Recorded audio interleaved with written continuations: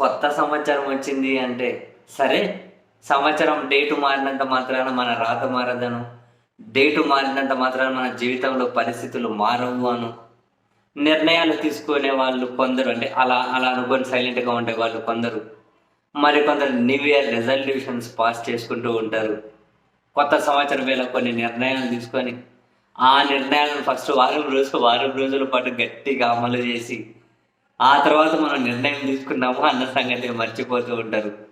Very very రేర్‌లో రేరెస్ట్‌గా చాలా తక్కువ మంది మాత్రమే తీసుకున్న నిర్ణయం మీద నిలబడి దాన్ని ఎగ్జిక్యూట్ చేయాలి అని చెప్పి ఆ కమిట్మెంట్‌తో ముందుకెళ్తూ ఉంటారు. మరి మొత్తం మీరైతే ఏ కేటగిరీ కింద ఉండరో ఒక కామెంట్ రూపంలో తెలియజేయండి. మీరు ఏ కేటగిరీ? అన్ని రోజుల్లాగే ఇదే అని చెప్పి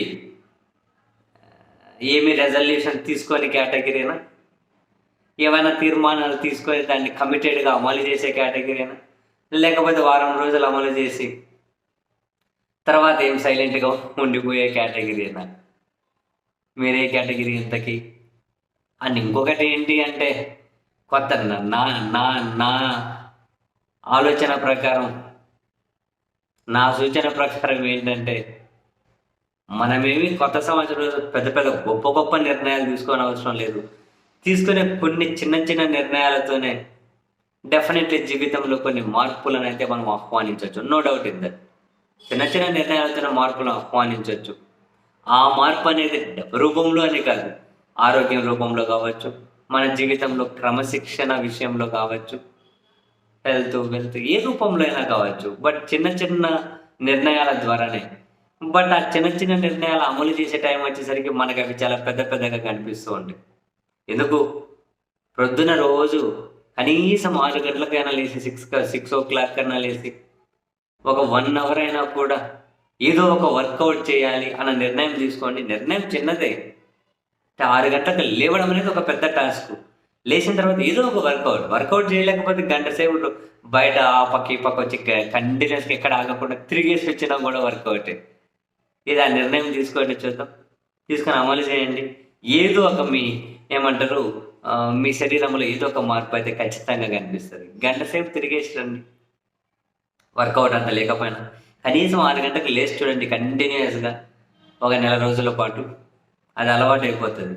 అంటే రాత్రంతా వర్క్ చేసిన వాళ్ళు 5 గంటలకు డ్యూటీ అయిపోతే 6 గంటలకు లేవమని కాదు. నేను అంటున్నది పాసిబిలిటీ ఉన్న వాళ్ళ గురించి. నిర్ణయం చిన్నదే, కానీ కమిటెడ్గా మనం తీసుకోగలుగుతాము.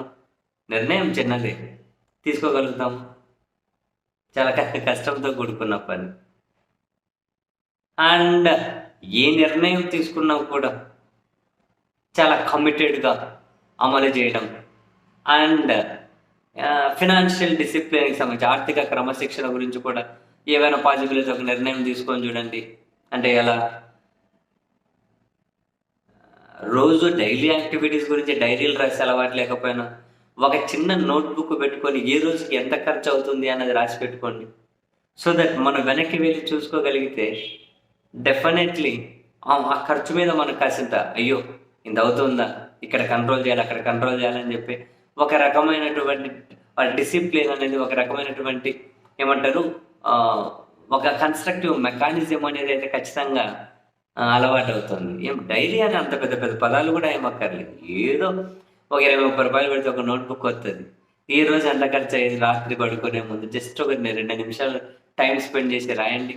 చాలా మంచి అలవాటు. ఎంత ఖర్చు అయ్యేది ఒక క్లారిటీ వస్తుంది. చాలామందికి భయం రాయాలంటే. అది ఒకసారి రాసి చూడండి, ఒక 2 రోజులు రాసి ఆపేయకండి, కంటిన్యూస్గా రాసి చూడండి. చాలా బాగుంటుంది, చాలా బాగుంటుంది. అండ్ అందరూ చెప్పేది పాజిటివ్గా ఆలోచించాలి అని.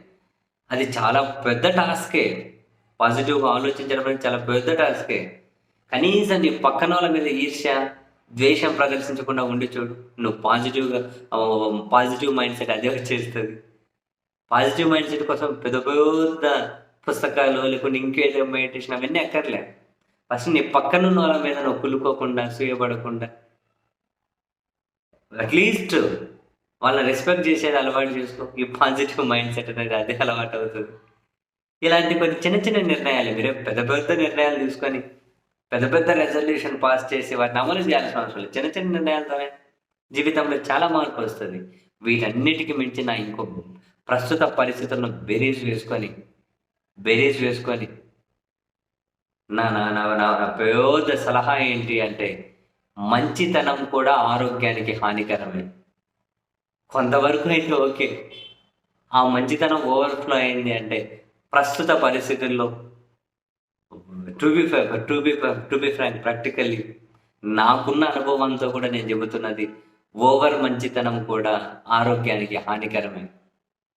ఆ మంచితనాన్ని కూడా కాసిన్ని లిమిట్స్ పెట్టుకోండి. చాలా బాగుంటది. ఎందుకంటే మనుషుల్లా మనుషులు చాలామంది ఆ మనిషి ప్రవర్తనలో లేరబ్బా! మనిషి అన్నోళ్ళు చాలా మారిపోయారు. వాళ్ళ పరిస్థితులు వాళ్ళకు అనుకూలంగా రానంత వరకు, పరిస్థితులు మీకు వ్యతిరేకంగా రానంత వరకు అంత సవ్యంగానే కనిపిస్తూ ఉంటుంది. కానీ ఒక్కసారిగా నువ్వు చేసిన మంచి కూడా చెడు అనుకునే అటువంటి సమాజంలో మనం ఉన్నాం. సో మంచి పూర్తిగా చేయొద్దని ఎవరు చెప్పట్లే. ఆ మంచికి కూడా ఏమైనా కనుక కొన్ని లిమిట్స్ పెట్టుకొని మంచి అన్నదాన్ని మీరు ఎవరికైనా పంచే ప్రయత్నం చేయండి. ఆ ఓవర్ మంచితనం కూడా మీ ఆరోగ్యానికి హానికరం అని చెప్పి ఖచ్చితంగా గుర్తుపెట్టుకోండి. 100% ఫ్యాక్ట్ అవ్వ. చాలామంది విషయంలో అనుభవంలోకి రానంత వరకు మనకు అది ఎక్స్పీరియన్స్ ఫేస్ చేయలేము. అనుభవంలోకి రానంత వరకు. అండ్ చివరిగా నా ఇంకో సలహా ఏంటి అంటే, సలహాని కాదు, నాకున్న అనుభవంతో ఇంకొక మాట ఏంటి అంటే, నాకున్న పరిధిలో మీకు డిఫరెంట్ ఎక్స్పీరియన్సెస్ ఉండొచ్చు, మీకు డిఫరెంట్ ఒపీనియన్స్ ఉండొచ్చు. దాన్ని ఏం కాదంటలేను, కానీ ఎవరి ఒపీనియన్ వాళ్ళకి. బట్ నా ఒపీనియన్ ప్రకారం చెప్పాలి అంటే, మీరు మనసులో ఒకటే ఫిక్స్ చేసుకోండి. సినిమాలలో, సీరియల్లో నటించే వాళ్ళు ఆ పాత్ర ప్రకారం, ఆ స్వభావం ప్రకారం వాళ్ళు నటిస్తారేమో. మన చుట్టూ ఉన్న మనుషులందరూ కూడా ఓ పెద్ద నటులే, చాలా పెద్ద నటులే అన్న సంగతిని మనం గుర్తుపెట్టుకోవాలి. అసలు మేకప్ వేయని నటులు చాలామంది. వీటన్నిటిని పరిగణలోకి పెట్టుకొని మంచితనం అన్నది కూడా లిమిట్స్లోనే పెట్టుకోమని చెప్పి, అది కూడా అంత ఆరోగ్యానికి ఓవర్ మంచితనం మంచిది కాదు అని చెప్పి, ఇటువంటి ఫాలో అవ్వకుంటూ వెళ్తే చాలు. పెద్ద పెద్ద రెజల్యూషన్ తీసుకొని పెద్ద భారంగా ఫీల్ అవ్వాల్సిన అవసరం లేదు. చిన్న చిన్న మార్పులు ట్రై చేయండి. ఏదో ఒకటో రెండో మీరు రెజల్యూషన్ పాస్ చేసుకుంటే ఒకటో రెండో చిన్నవి, బట్ కమిటెడ్గా అమలు చేయండి. మీ మీద మీకు నమ్మకం రాకపోతే కనీసం ఈరోజు ఏం నిర్ణయం తీసుకుంటారో మీరు అట్లీస్ట్ ఒక కమెంట్ రూపంలో తెలియజేయండి. నెల రోజుల తర్వాత అది ఖచ్చితంగా అమలు చేశామని అబద్ధం చెప్పండి. ఏదో ఒక మీరు మార్పు అయితే మీరు గమనిస్తారు. మనల్ని అయితే మనం మోసం చేసుకోలేం కదా. Anyhow, once again wish you happy and new year.